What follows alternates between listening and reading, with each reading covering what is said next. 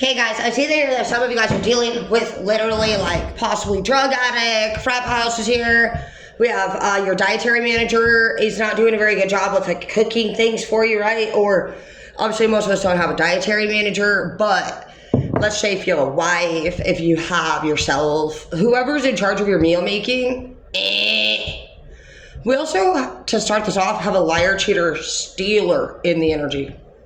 Bad news. They want to come back around. So you've already met this person before, you've dealt with this person, their shit before, and like, they are not good for it. They are always fucking doing stupid shit, dude, that's out of line, that's disrespectful, that's not your style, that's not what the fuck you're looking for. And this person has already been caught by you. This could be somebody that you've already known about at like a location in which you partied.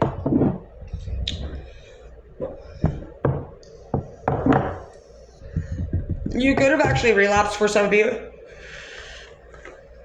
and be in a situation to like have to relocate. You could have lost your housing. Look at, I brought Curly, hi. I'm gonna show you how to do some services in between days. I'm kind of like super ADHD if you haven't noticed. Sometimes my reads are like 10 subjects. I'm like, you should get Ipsy.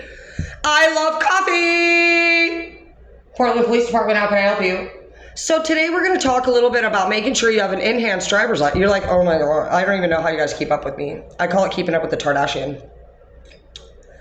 Kim's all fucking straight too serious right now. See, here we go. We're not doing this. Okay. So anyway, masculine energy could be who is the liar, cheater, and a stealer in this case. It doesn't have to be, or you can be the upper hand. I mean, the masculine is in the upright, but it's falling underneath liar, cheater, and stealer. And so you could be a masculine that needs to be keeping your eye out for it. And it could also be a masculine too. This could just be a masculine in general, which I'm not gonna lie.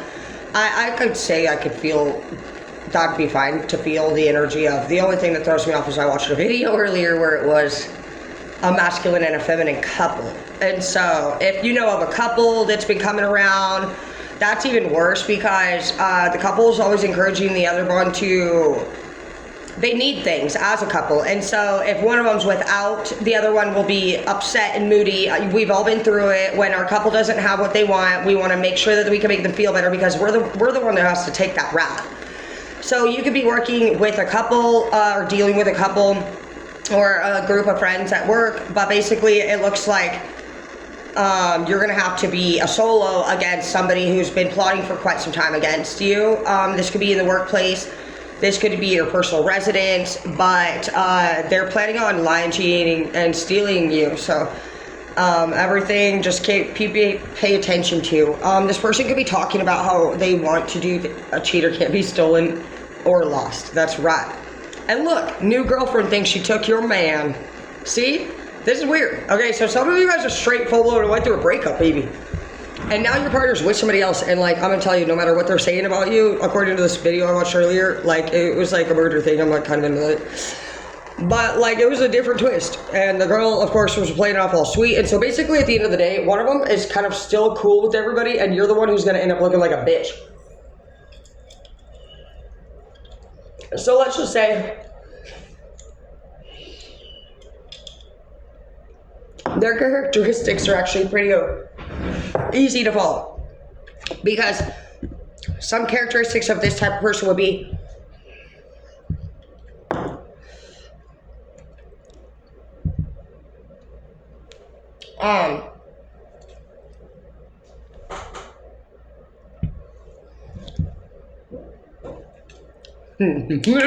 it's so hard for me not to take everything apart. I see these screws, I just want to unscrew it. I think there's weird, I know there's weird shit in it. Ah! What the fuck? Hell no. I've been a stylist for years. My eyes are looking at a full-blown camera right here. I'm not even exaggerating. I don't want to break this blow dryer though. So. Yeah, it's pointing right at me, bitch.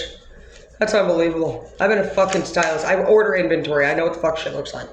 Anyways, I don't want to make this about myself. I've already known this one was fucking screwed for a long time. It's been in everything. Anyways.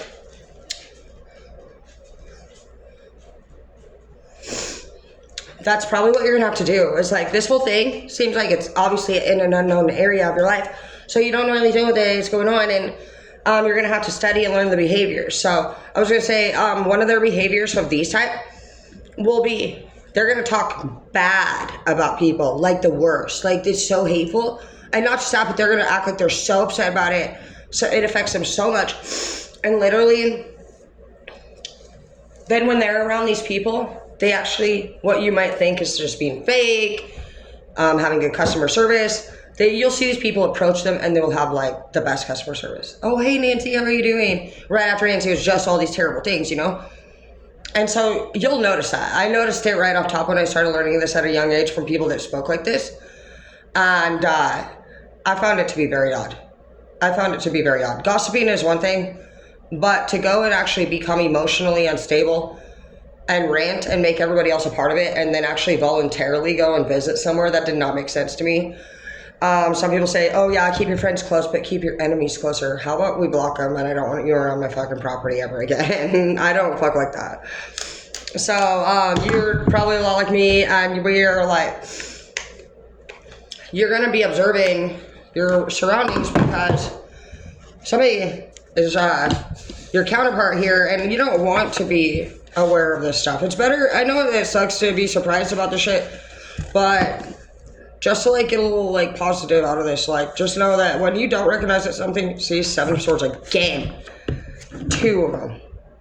There's 2 people for sure that are in your energy, and they don't have good intentions for you.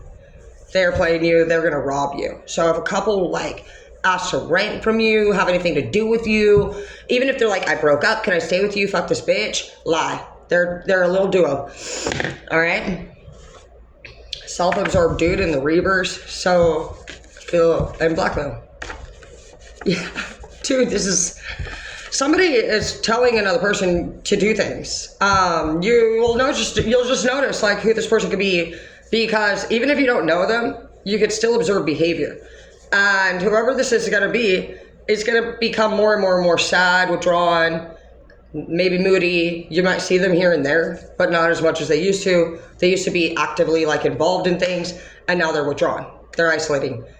And when you do see them, more than likely, they're on their phone. If they're not with this person and this person does micromanage everything, which this person's not gonna always be with them, it doesn't feel like, because they're setting it up. They're setting you up. They're setting both of them up. They're not planning on even being with this person when they're done. This person being such a malignant narc,